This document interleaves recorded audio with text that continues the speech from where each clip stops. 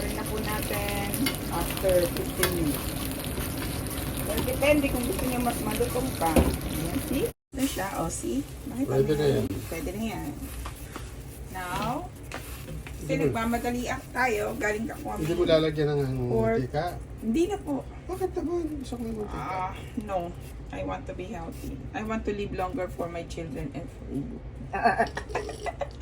Ayan, okay. Now, woo! Hindi ba didikit yan? Hindi. Wala nga mantika. Ang sikreto niyan ay preheat. Okay, ayun. Okay, so ibang mobile phone to kasi naubusan ako ng Naubusan baterya. na po siya ng baterya. So, ang gagawin po natin ay ika-crack open lang po natin yan. Okay lang na ako. Then, let's just leave it. And yung fire natin is nasa medium heat lang po. Dalawa lang siya. Yan. Kasi po, pag mataas ang fire, it will create yung high heat is ng acrylamide. So, we're trying to avoid it. See? Balikan natin siya na mga after 15 minutes. Let's see. Okay?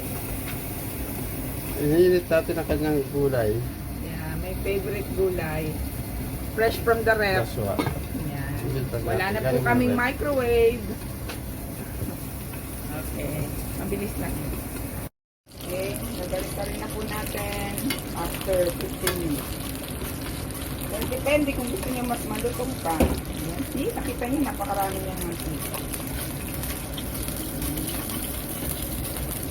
Ito na.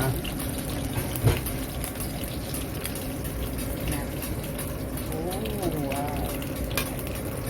Pero pag gusto niyo mas malutong pa, pwede pa. Isa.